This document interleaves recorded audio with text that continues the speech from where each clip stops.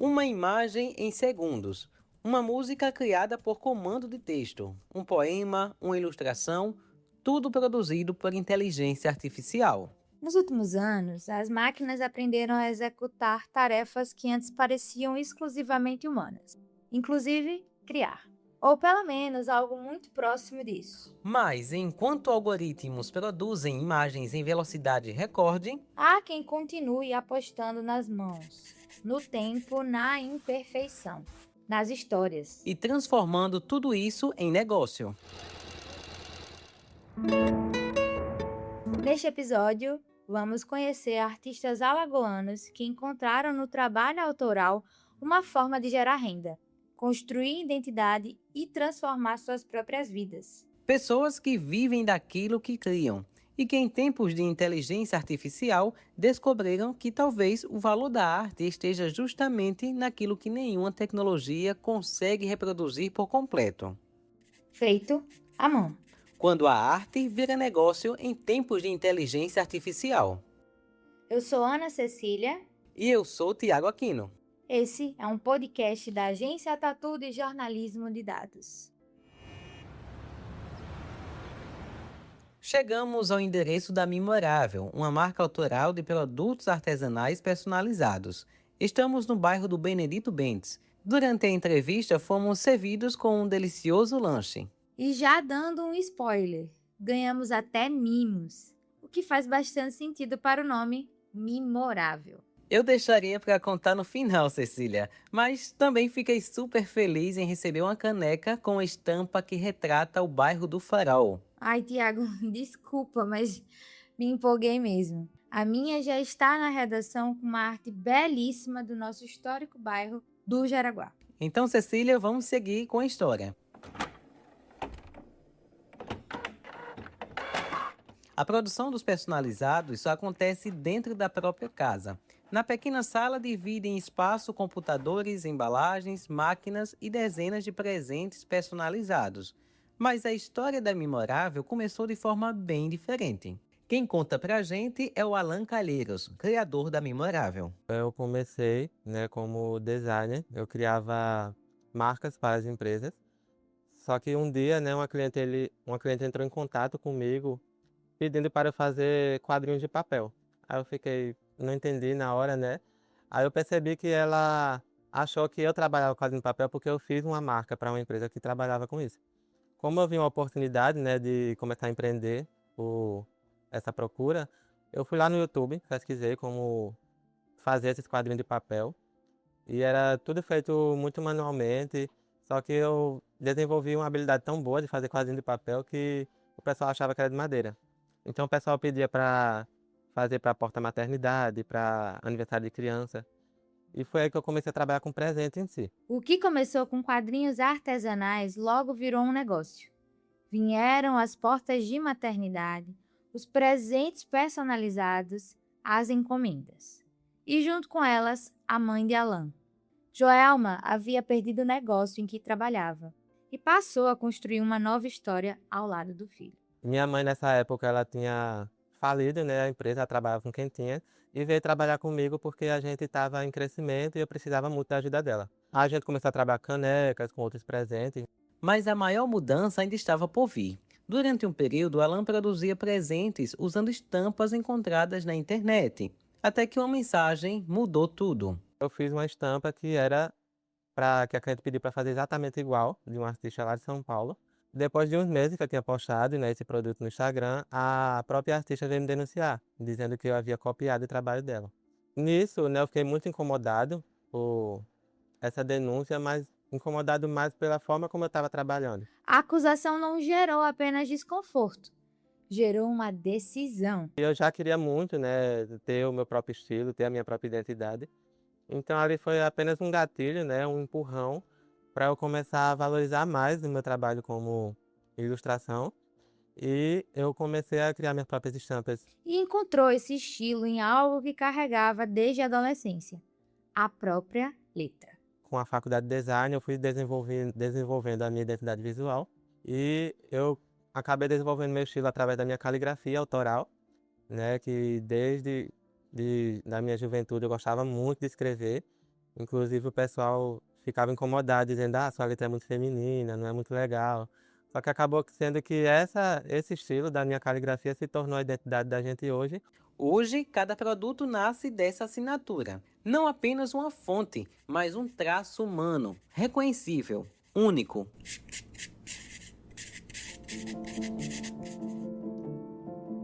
Na Memorável, os produtos são importantes, mas raramente são o ponto de partida. Antes da caneca, do bordado, antes do chaveiro, vem a conversa. E aqui eu costumo antes ouvir a história para poder ajudá-las a criar esse momento do presente, que é a entrega para quem ela quer presentear. E ali vai todo o sentimento dela, porque eu e ela juntas a gente consegue criar, né, aquele momento. Joelma percebeu que muitos clientes chegam com uma dificuldade parecida. Não sabem exatamente como dizer aquilo que sentem. Uma cliente me procurou que a irmã dela tinha descoberto que estava com câncer e ela queria passar uma palavra de força, de ânimo, de que tudo ia dar certo e não sabia como passar isso, porque é um momento realmente muito difícil. Então ela procurou a gente criou um kit lindo e nós escolhemos aquela frase de Josué, né, 1:9, seja forte e corajosa. Criamos o kit e ela entregou à irmã. E o mais emocionante para a gente foi a irmã depois vir até a gente e dar o feedback, dizer o quanto foi importante receber aquele presente, naquele momento que ela estava passando. Histórias como essa ajudam a explicar por que muitos clientes voltam. Em um mercado cheio de opções rápidas, a Raíssa França e a Jocely Ferro, por exemplo, continuam escolhendo presentes feitos à mão, não apenas pelo produto, mas pelo significado que ele carrega.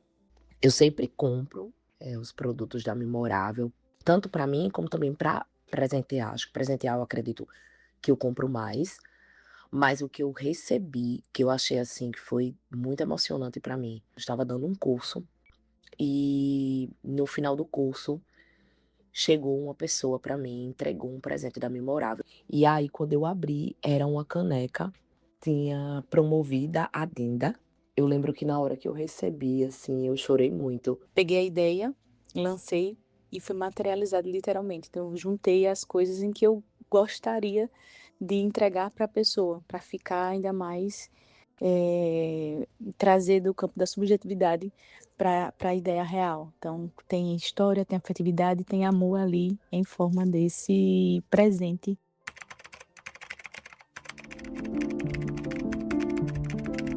Transformar a criatividade em renda exige mais do que talento. Exige gestão, planejamento, organização.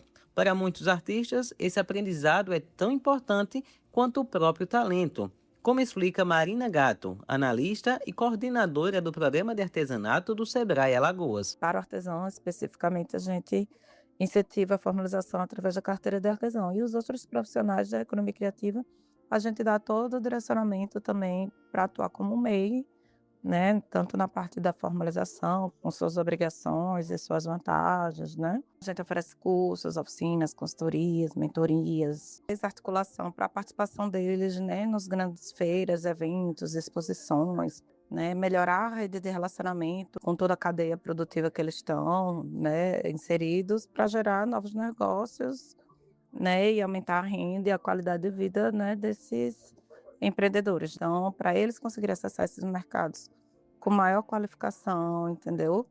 E fazendo com que ele seja reconhecido no mercado, nacionalmente, internacionalmente. Foi exatamente esse conhecimento que ajudou Alan e Joelma a transformar uma produção artesanal feita dentro de casa em uma microempresa estruturada e formalizada. No passado, olhando para trás, foram muitos erros como empreendedora, porque eu não buscava aprender gestão, aprender finanças.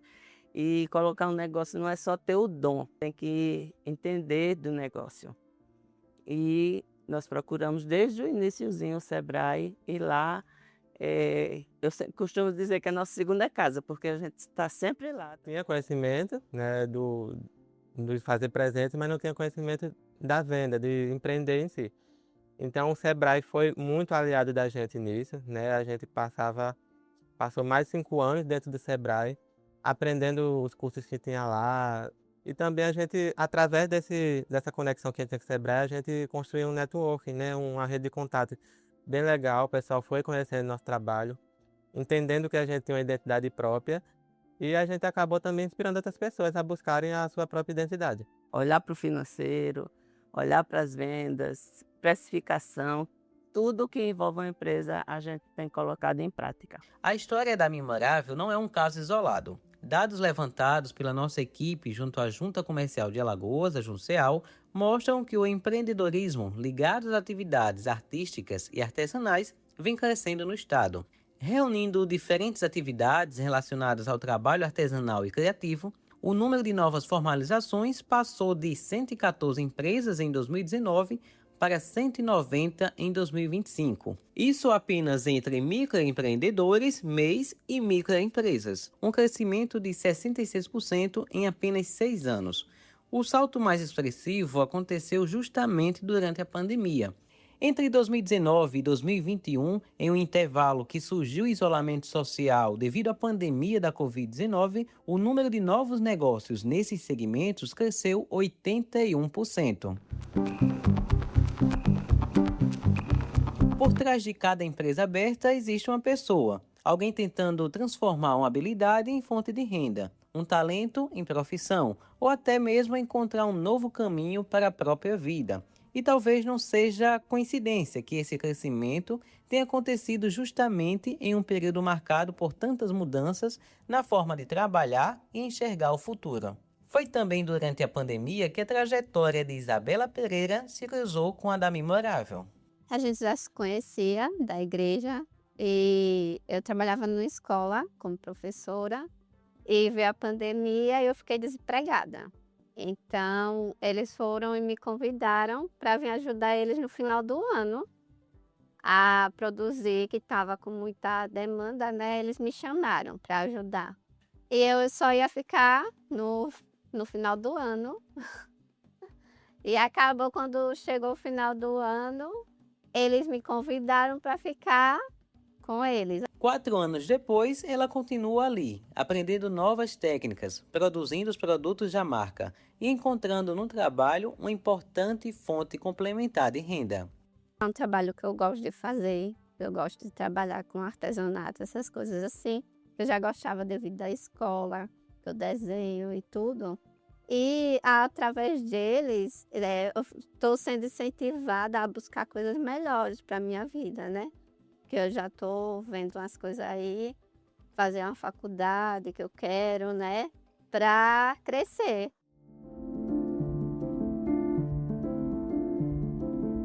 Mas enquanto artistas constroem negócios a partir da criatividade, uma pergunta ganha força. O que acontece quando as máquinas também começam a criar?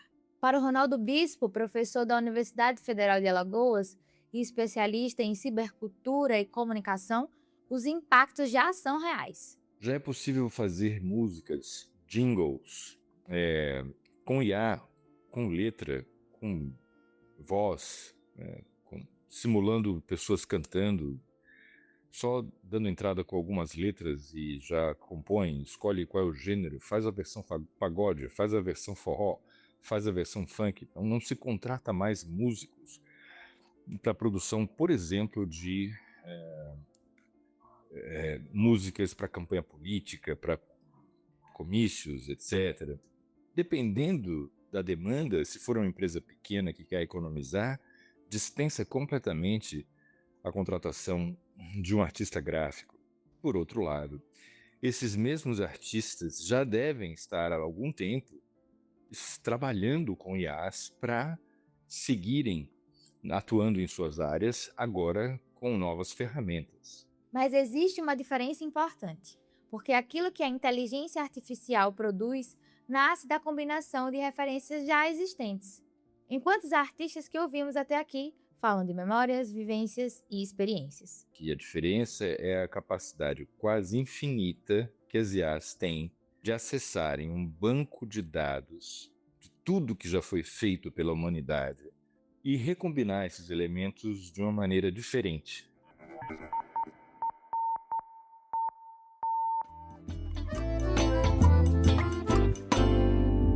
Tô te vendo daqui, da janela do meu quarto,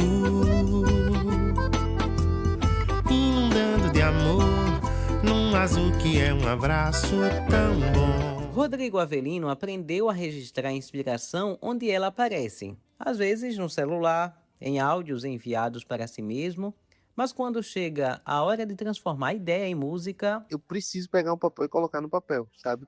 Biscar, eita, tem essa palavra aqui, risquei, coloquei um outro por cima e tal, enfim. Nada vai substituir isso, sabe? Essa alma de você fazer, de você mentalizar algo e colocar no papel. desde 2018, Rodrigo vive exclusivamente da música. Formalizou a atividade, virou microempreendedor, transformou arte em profissão. E às vésperas do São João, isso significa agenda cheia com apresentações e rendimento, promovendo sempre uma manhã feliz, assim como se chama a sua música que acabamos de ouvir. Para Rodrigo, o que torna uma canção única não é apenas a melodia. Cada compositor ele tem essa coisa, né, de colocar no que faz, né, um pouco de si, né? Um pouco das experiências, um pouco das coisas que ele vive. Conceito lindo e claro.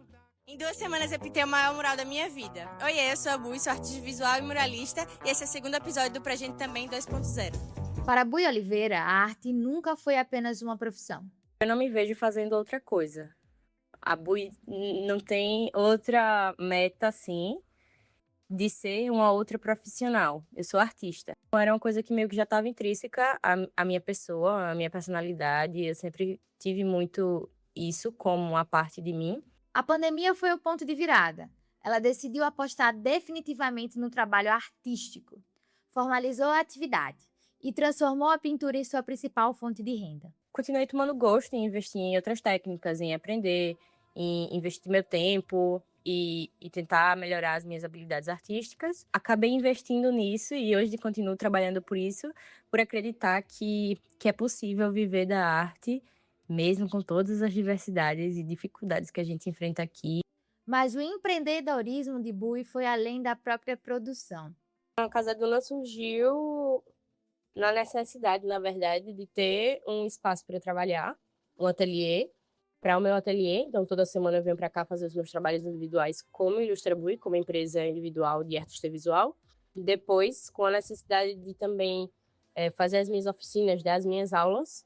Depois de um tempo, eu entendi, junto com a minha família, junto com as pessoas que estavam já no meu círculo artístico, que a Casa Duna ela podia ser um espaço de encontro artístico e cultural e de debate daqui de Maceió. Hoje, o espaço reúne artistas, oficinas e projetos colaborativos. Um negócio que também fortalece a cena cultural local. Trazer a Casa Duna para o Feitosa, que é onde ela se encontra, é também descentralizar a cultura na nossa cidade, no nosso estado.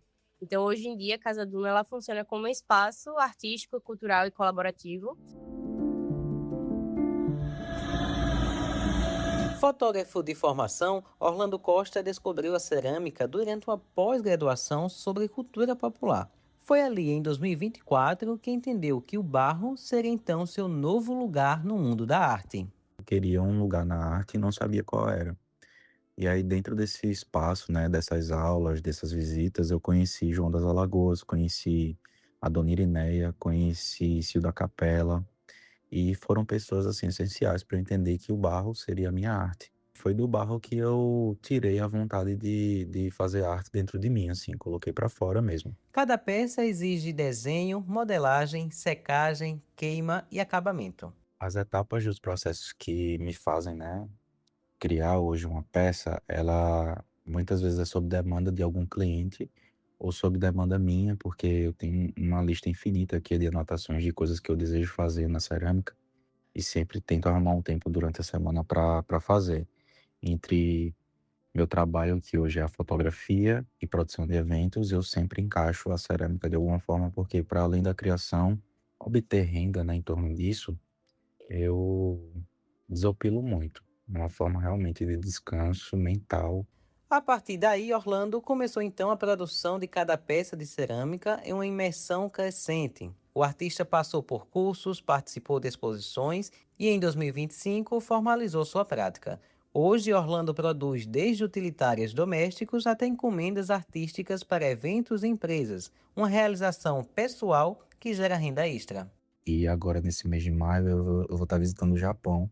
É um dos berços da cerâmica no mundo, né? São técnicas muito diferentes. Eu vou ter aulas lá de cerâmica em alguns dos dias, fruto desse interesse em arte, fruto dessa vontade de fazer cerâmica.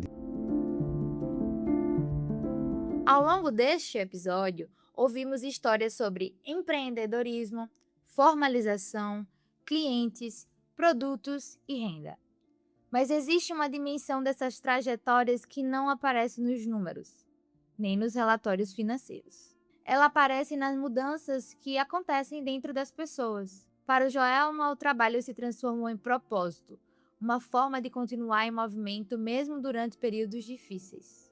Eu tenho muito orgulho do que o Alan é, do que ele se tornou. E caminhar com ele tem me feito me feito um ser humano melhor.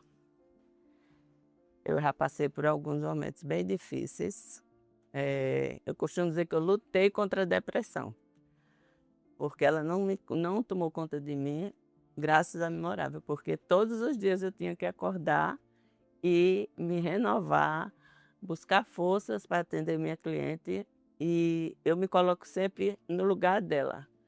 E me colocando no lugar do outro, tendo empatia pela dor do outro, eu consegui esquecer a minha. É uma terapia. É uma terapia, com certeza. A psicóloga Yanara Lúcio, com atuação em terapia cognitiva comportamental, explica que a arte envolve uma expressão interna. A partir do momento que você cria, né, criar arte com as mãos, consumir essa arte, né, ele mexe sim com as emoções, com essa modificação, né, a nível cerebral, né, e isso facilita sim a forma que a gente tem de enfrentar as crises, né, de saúde mental. Por quê? Porque todo o trabalho de arte, né, ele envolve o quê? Ele envolve uma expressão interna, né? Eu estou colocando o que tem dentro de mim, né? Eu estou colocando ali, estou botando fora, eu estou expressando. A especialista pontua que criar também é uma forma de elaborar emoções. E eu vou colocando as minhas vivências, eu vou mostrando, né, materializando o meu estado interno. Talvez isso ajude a entender porque tantas pessoas encontraram na arte um caminho justamente em um período marcado pela ansiedade, pela insegurança e pelas mudanças provocadas pela pandemia. Ao mesmo tempo em que milhares de pessoas buscavam novas formas de renda, muitas também procuravam novas formas de pertencimento e realização. A tecnologia tá levando as pessoas, né, a cada vez mais se afastar de si, de você tá mexendo com a questão da arte. Isso transforma sim, isso transforma porque há um pertencimento. Sou eu que faço, né? Eu tenho uma existência, isso sai de mim. Esse sentimento aparece de maneiras diferentes em cada história que eu vi. Eu costumo dizer à minha mãe, quando eu vejo as fotos minhas do passado, eu não me reconheço. É como se fosse outra pessoa. A empresa cresceu, mas a Alan também cresceu junto com ela. Né? Eu me considero uma pessoa que nunca vou deixar de ser tímida, né? Fico nervoso muito fácil, mas acabei me tornando uma pessoa que enfrenta, né, os próprios medos. Então, o empreendedorismo e a arte acaba fazendo com que você lembre que para alcançar os seus sonhos você precisa correr, lutar por aquilo, suar, digamos assim. Então, a Memorável ela me mudou, com certeza. O trabalho exige horas de dedicação, prazos, responsabilidades, mas continua carregando algo que esteve presente desde o começo: o prazer de criar. E não foi um prompt que criou aquilo dali, foi a gente que pensou através dos nossos sentimentos. Então, eu acho que o trabalho da gente, a arte em si, ela vai continuar sendo muito importante e vai tocar a gente em lugares onde a tecnologia não consegue tocar. O produto final, ele não tem como ser criado através da inteligência artificial com a estética e a qualidade que a gente observa que foi uma mão humana que fez. Cada coisa que um compositor faz é algo único, né? É a visão dele, que quando chega nas pessoas, né, pode ter uma outra visão, outra interpretação.